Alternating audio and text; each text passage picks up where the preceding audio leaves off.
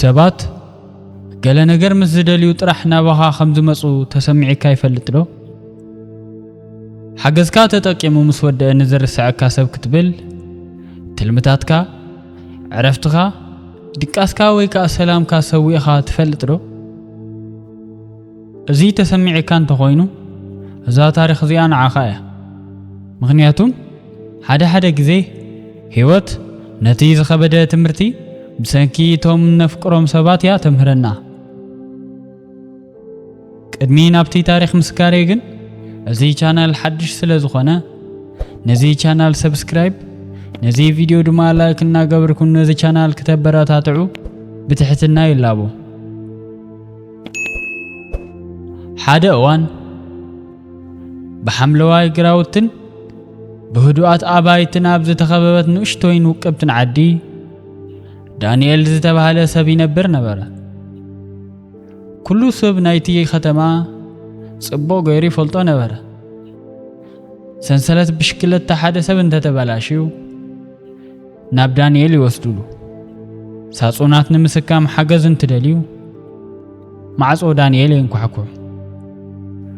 ጽሙእ ሰብ ዘዛርቦ ሰብ እንተደልዩ ድማ ቀጥታ ናብ ዳንኤል ገዛ ይኸይድ። ዳንኤል ፍጹም ኣይፋሊሉ አይፈልጥን። ኩሉ ግዜ ፍሽኽ ኢሉ ድንቂ ክሕግዝ እየ ይብል ነበረ። ዳንኤል ንሰባት ምሕጋዝ ዝበለጸ ሰብ ከም ዝገብሩ ይኣምን። ሰባት ድማ ብሕያውነቱ ይንእድዎ ነበሩ።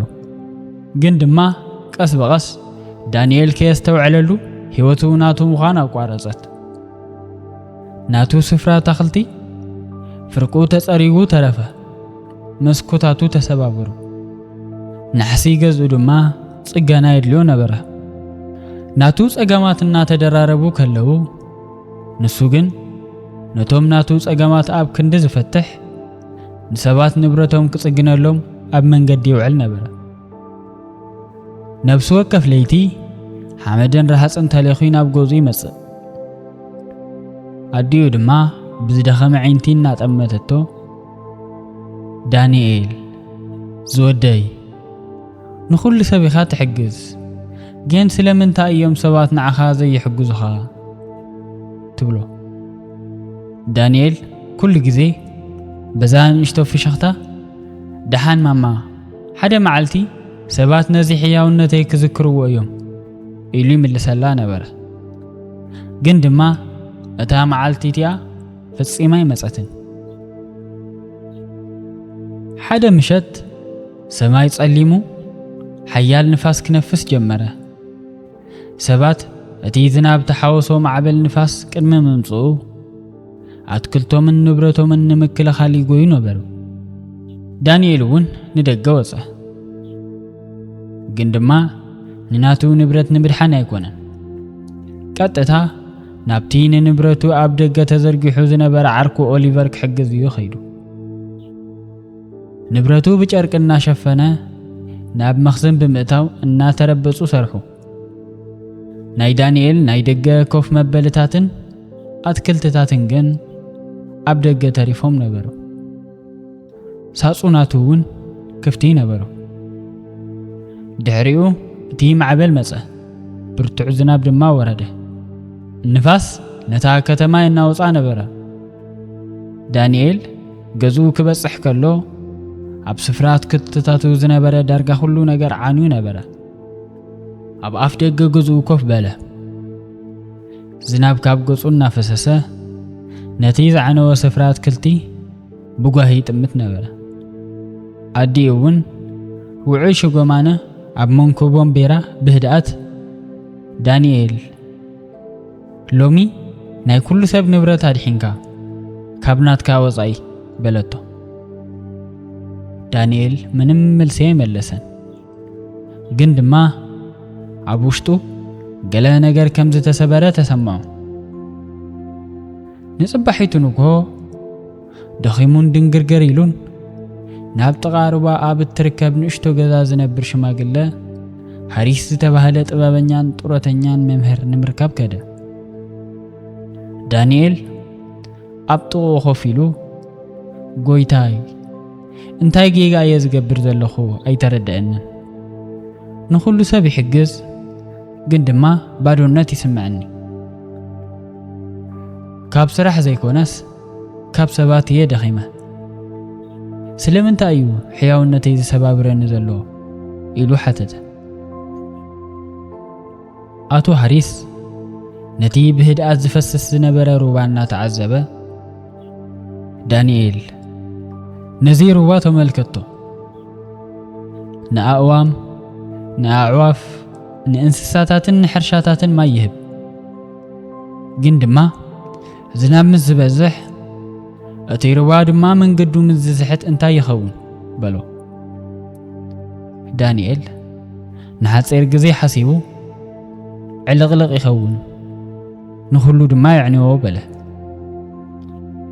ኣቶ ሃሪስ ልክዕ እዩ ደረስ ዘይብሉ ሕያውነታዊ ተግባር ናብ ርእሰ ዕንወት ወይም ድማ ሰልፍ ዲስትራክሽን ይቕየር ንስኻ ሕያዋ ኢኻ ዳንኤል ግን ደረት የብልካን ንኹሉ ሰብ ናብ ኩሉ ትጎይ ንዓርስኻ ግን ዋላ ሓደ ቦታ ይነበረካን ኣይፋል ምባል ጌጋ ይመስለካ ይኸውን ግን ድማ ሓደ ግዜ ኣይፋል ምባል እቲ ዝዓበየ ቅንዕና ዝተመልኦ ርእሰ ክንክን እዩ በሎ ኣቶ ሃሪስ ቀፂሉ ነዘን ዝመፃ 7 መዓልትታት ቶሎ ኢልካ እወ ወይም ድማ እሺ ኣይትበል ሰብ ሓገዝ ምዝሓተካ ደው ኢልካ ንባዕልኻ ሕተት ንዓኣቶም ሕጋዝ ንዓይ ይጎድአኒ ድዩ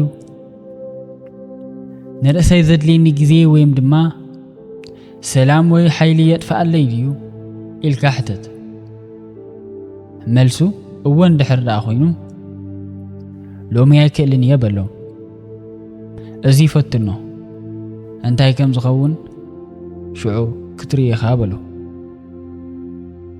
ንጽባሒቱ ንጉሆ ፍልይ ስምዒት ነበሮ ቀትሪ ኣቢሉ ኦሊቨር ናብ ዳንኤል መፅዩ ዳንኤል በጃኻ ሓደ ከቢድ ሳጹን ንምልዓል ሓግዘኒ ተድልየኒ ኣለኻ በሎ ዳንኤል ድማ ነቲ ንኣዋርሕ ክጽገን ዝነበረ ዝተሰብረ ሓጹር ገዝኡ ተዓዘበ ልቡ እወ ወይም ድማ እሺ ክብል ደለየ ግን ድማ ቃላት ኣቶ ሃሪስ ዘከረ ብህድኣት እናተንፈሰ ኦሊ የቕሬታ ሎሚ ናተይ ሓጹር ክጽግን ኣለኒ ጸኒሐ ክሕግዘካ ይኽእል እየ ግን ድማ ሎሚ ኣይክእልን በሎ ኦሊቨር ሰንቢዱ ኣይፋል ትብል ኣለኻ ንስኻ ፍጹም ኣይፋል ኢልካ ይትፈልጥን በሎ ዳንኤል ብህድኣት ርእሱ ነቕነቐ ኦሊቨር ድማ ተበሳጭዩ ኸደ ዳንኤል ቁሩብ ገበን ከም ዝሰርሐ ዋላ እኳ እንተተሰምዖ ግን ከዓ ኣብቲ ናይ ባዕሉ ስርሑ ተጸመደ ኣብ ውሽጢ ሒደት ሰዓታት ድማ እቲ ንኣዋርሕ ተሰባቢሩ ዝነበረ ሓጹር ጸኒዑ ደው በለ ንመጀመርታ ግዜ ድማ ዳንኤል ንህይወቱ ብምክንኻኑ ናይ ኩርዓት ስምዒት ተሰምዖ ንጽባሒቱ ክልተ ጎረባብቲ ንናእሽቶ ሓገዛት መጻ ግን ድማ ዳንኤል ብትሕትና ናቱ ስራሕ ከም ዘለዎ ገሊጹ ኣብዮም በቲ ምሸትቲ ኣብ ክንዲ ድኻምን ከም መሳርሒ ምጥቃምን ዝስምዖ ቅሳነትን ህድኣትን ተሰምዖ ኣብ ራብዓይ መዓልቲ ድማ ሰማይ እንደገና ደመነ ብርቱዕ ዝናብ ድማ ወረደ በዚ ግዜ እዚ ናሕሲ ዳንኤል ክፈስስ ጀመረ ሰባት ንዕኡ ንክሕግዙ ማዕጾ ኮንኩሕኩሕ እኳ እንተተጸበየ ግን ድማ ዋላ ሓደ ሰብ ኣይመፀን በዚ ክሓርቕ ይኽእል ነይሩ ግን ከዓ ኣብ ክንዲ ኹራ ሓድሽ ሓይሊ ተሰምዖ መሳርሒታቱ ኣልዒሉ ናሕሱ ባዕሉ ጸገኑ ግዜ ወሲዱሉ እዩ ትዕግስቲ እውን ሓቲትዎ እዩ ግን ድማ ምስ ወደአ ኣብ ትሕቲ እቲ ዝጸገኖ ናሕሲ ኮፍ ኢሉ ንባዕልኻ ምእማን ወይም ድማ ዲፐንድ ኦን ማይሰልፍ ማለት ከምዚ እዩ ኢሉ ንባዕሉ ኣመገሰ መዓልትታት ናብ ሰሙናት ተቐየሩ ዳንኤል ድማ ቀስ በቀስ ካልእ ሰብ ኮነ ናብ ኩሉ ቦታ ምጉያይ ቋረጸ ሰባት ስሙ ምስ ጸውዑ ንዘይግደሱ ሰባት ክብል ድቃሱን ሰላሙን ምስዋዕ ቋረጸ ንጉሃን ጊሁ ተንሲኡ ስፍራት ክልቱ ከከናኸን ጀመረ ገዝኦ ጽሬ ንባዕሉ ድማ ግዜ ሃበ ድሕሪኡ ድማ ዘይተጸበዮ ነገር ተፈጸመ ሰባት ዝያዳ ከኽብርዎ ጀመሩ እቲ መሓዝኡ ኦሊቨር እውን ኣብ ክንዲ ኣብ ዳንኤል ዝምርኮስ ባዕሉ ጸገማቱ ክፈትሕ ጀመረ ጎረባብቲ ንኹሉ ንእሽቶ ነገር ምጽዋዕ ቋረጸ ጎረባብቲ ሁሉ ንእሽቶ ነገር ንዳንኤል ምጽዋዕ ቋረጹ እታ ከተማ ጥዑም ዝምድና ጀመረት ግን ድማ ሰባት ንዳንኤል ከም ዝደለይዎ ዝጥቀምሉ መሳርሒ ገይሮም ኣይረኣዩውን ገዛ ዳንኤል ተጸባበቐ ስፍራት ክልትታቱ እውን ብጽባቐ ወቐሉ ገጹ ብብርሃን መለአ ከይደኸሞ ብልቡ ሰሓቐ ንሱ ድሕሪ ሕጂ ንኹሉ ሰብ ቅርብ ዝኾነ ሰብ ኣይነበረን ንባዕሉ ዋጋ ዝህብ ሰብ ነበረ